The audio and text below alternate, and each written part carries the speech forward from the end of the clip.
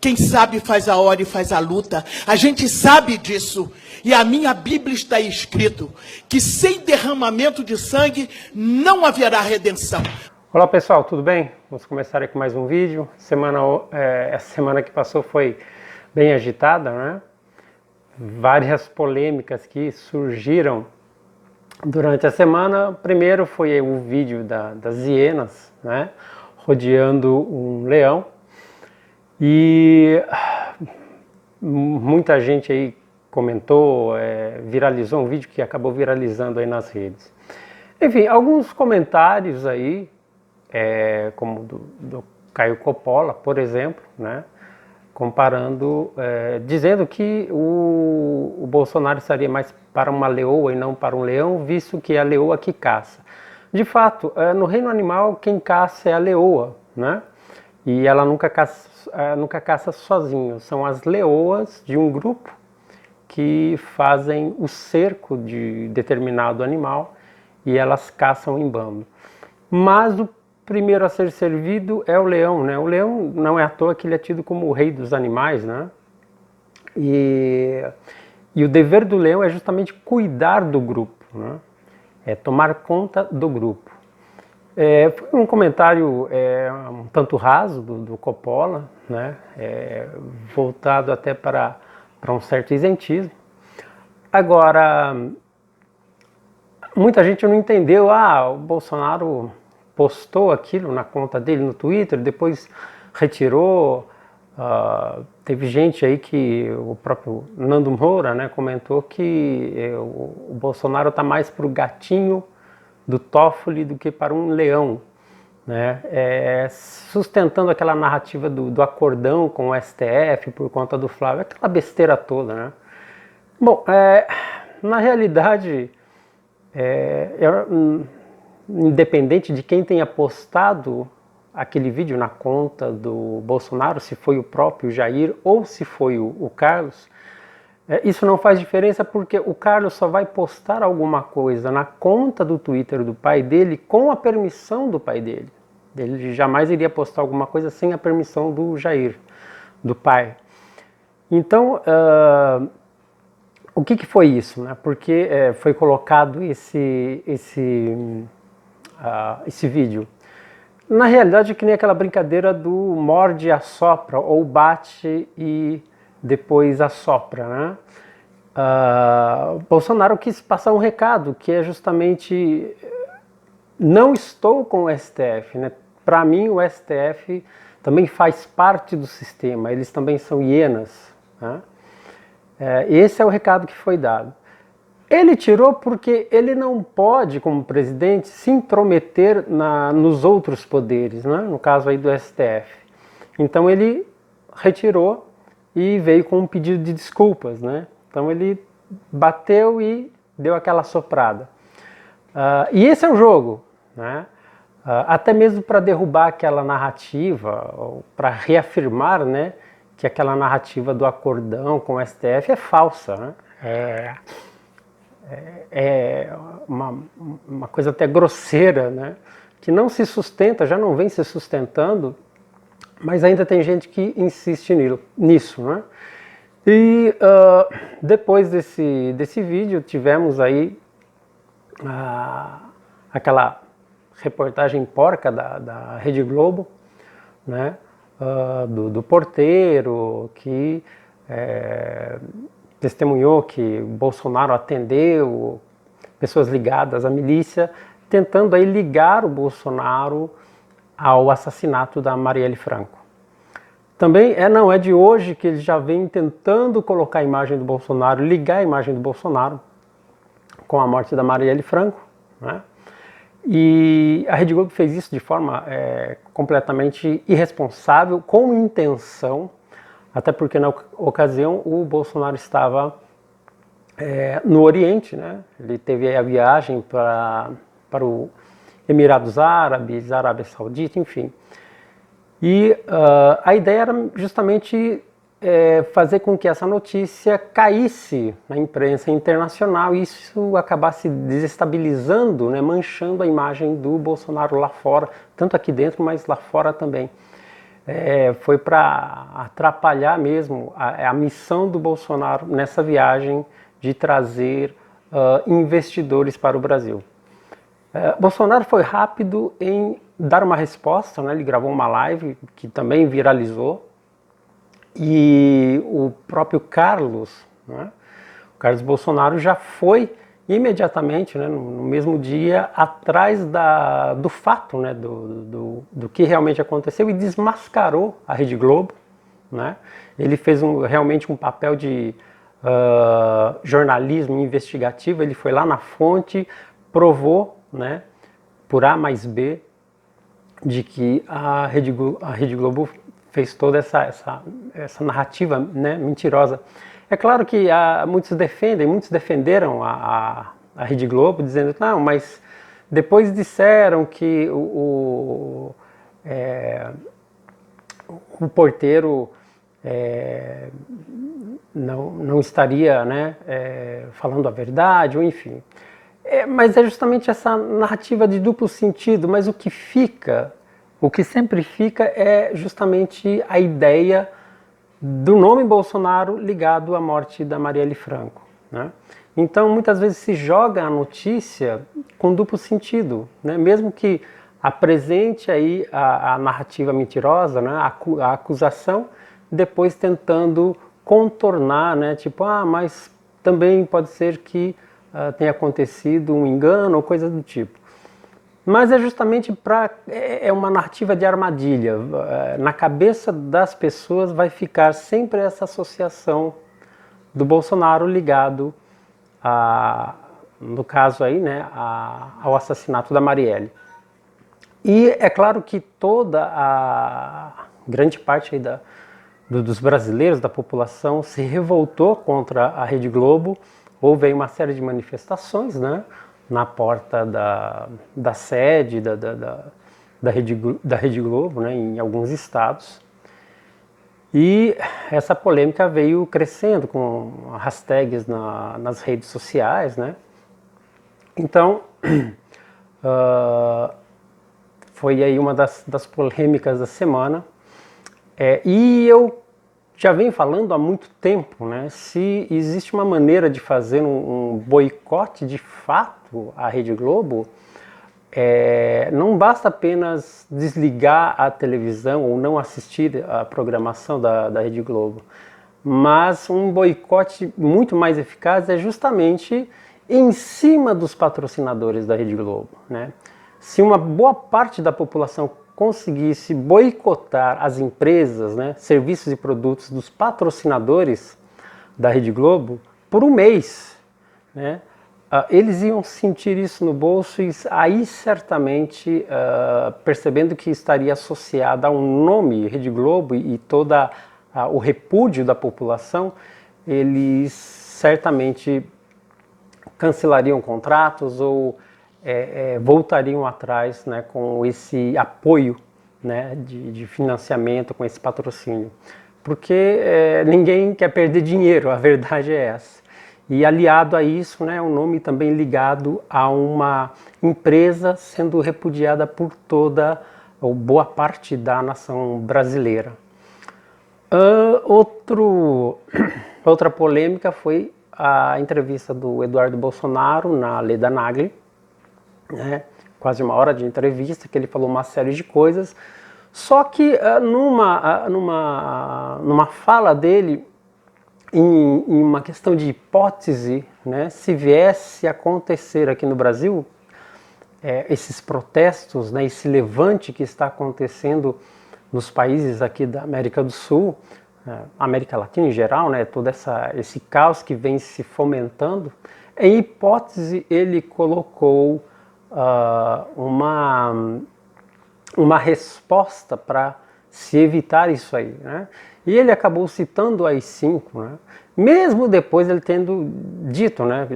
Ele citou várias alternativas, mas mesmo depois ele dizendo, espero que isso não venha a acontecer, porque de fato não é algo que desejamos, né? Que aconteça, que venha esse caos, né, a começar aqui no país também. Mas as pessoas, né, eu falo, as mídias aí, alguns jornalistas e repórteres pegaram apenas um recorte e tiraram fora de todo o contexto do que ele falou e começou, né, aquela oposição se levantando contra o Bolsonaro, o Eduardo Bolsonaro e ao próprio presidente, né, sobre a postura de ditador, de fascista, de querer dar um golpe no país, enfim. Toda essa narrativa é cansativo, né? Então, por qualquer coisa, eles acabam criando uma narrativa, eles distorcem, né?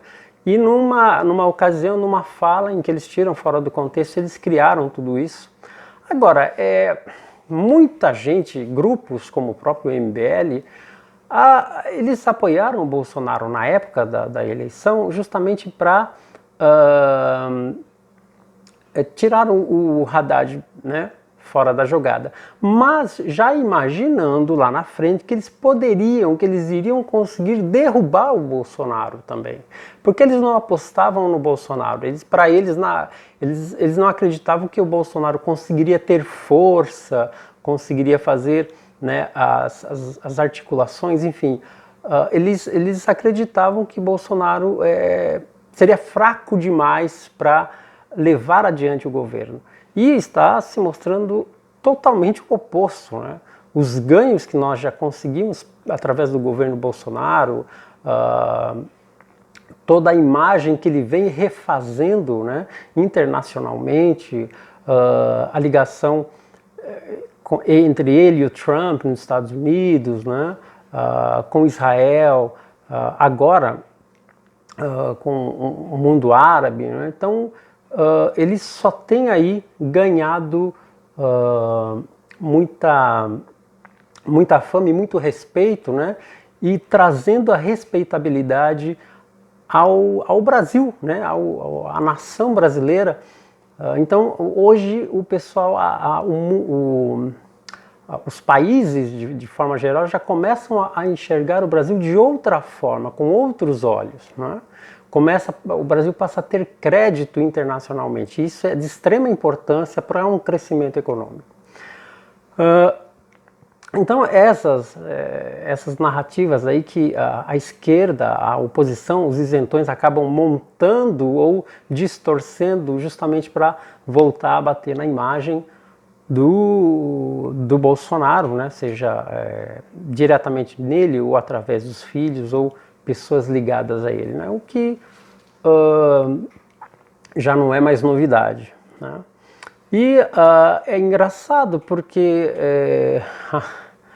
a Manuela Dávila, né, ela e os outros partidos, né, satélites aí do PT, querendo aí pedir a cassação, né, o impeachment aí do Eduardo Bolsonaro por conta dessa fala, né?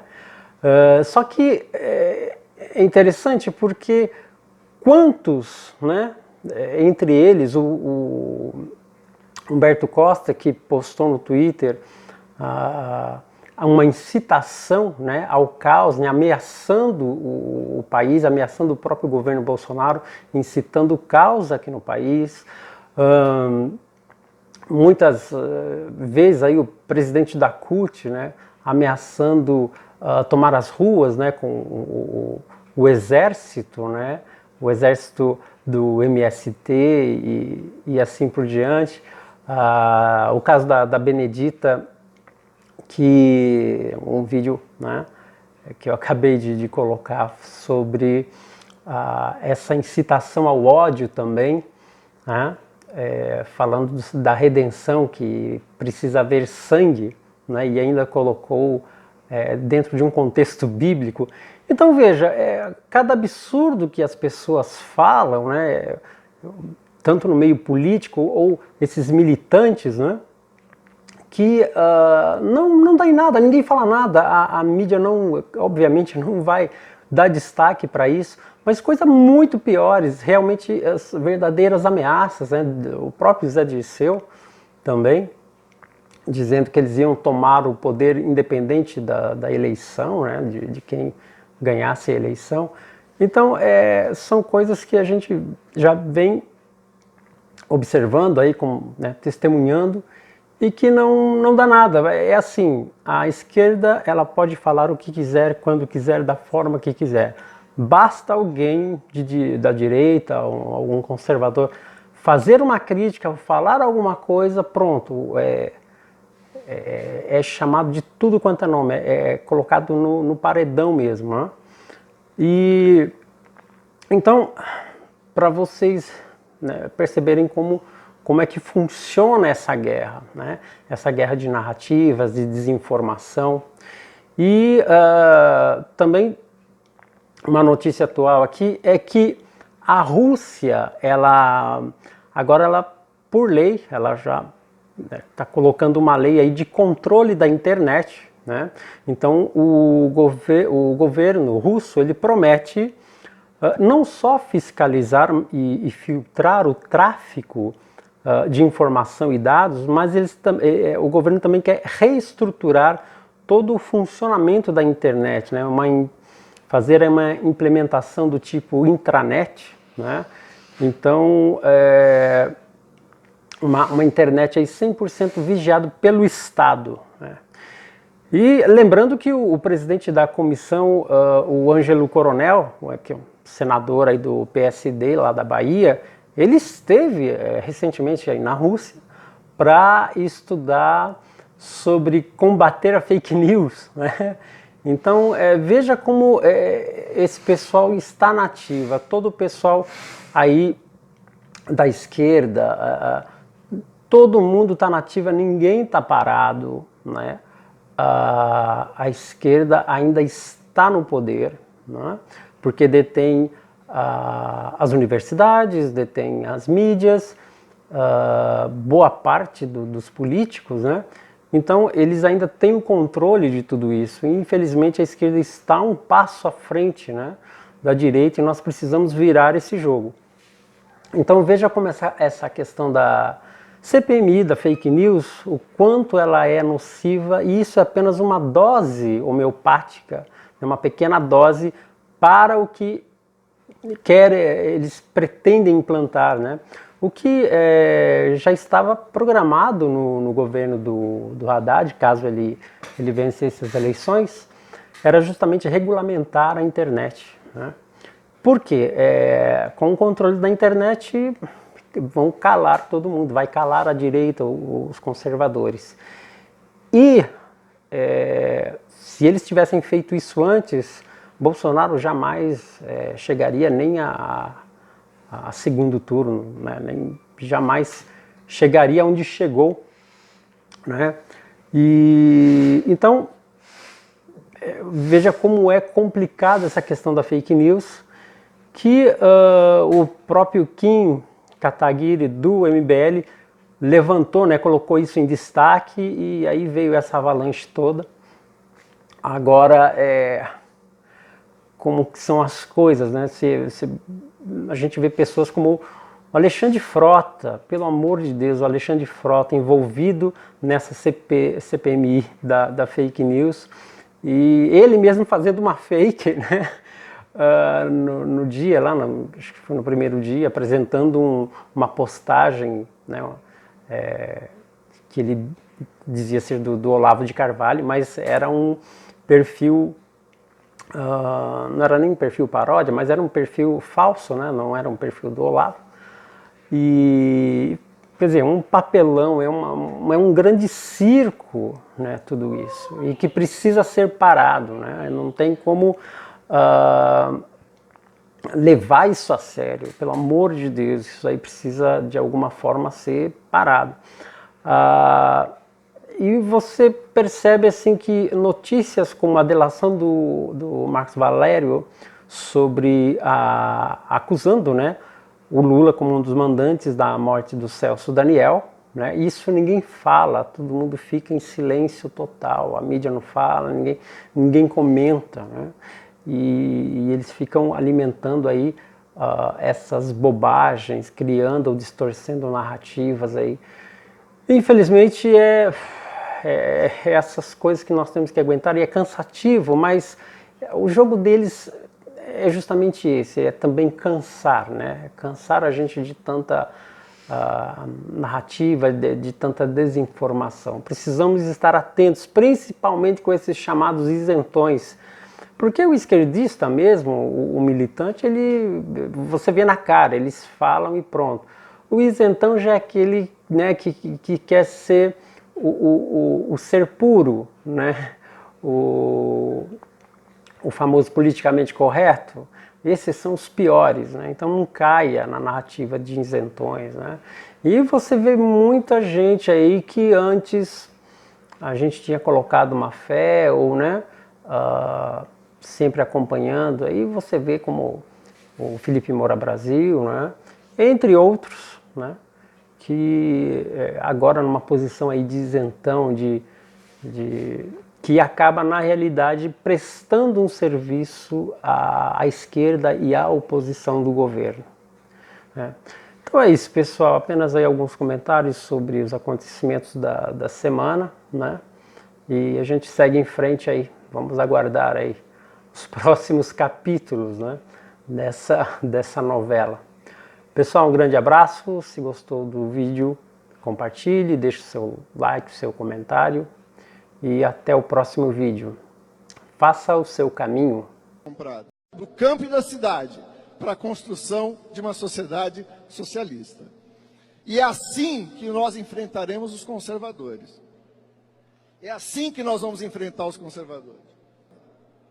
Nós sabemos que você é nosso inimigo, mas considerando que você, como afirma, é uma boa pessoa, nós estamos dispostos a oferecer a você o seguinte: um bom paredão, onde vamos colocá-lo na frente de uma boa espingarda, com uma boa bala, e vamos oferecer, depois de uma boa pá, uma boa cova, né? Com a direita e o conservadorismo, nenhum diálogo, luta.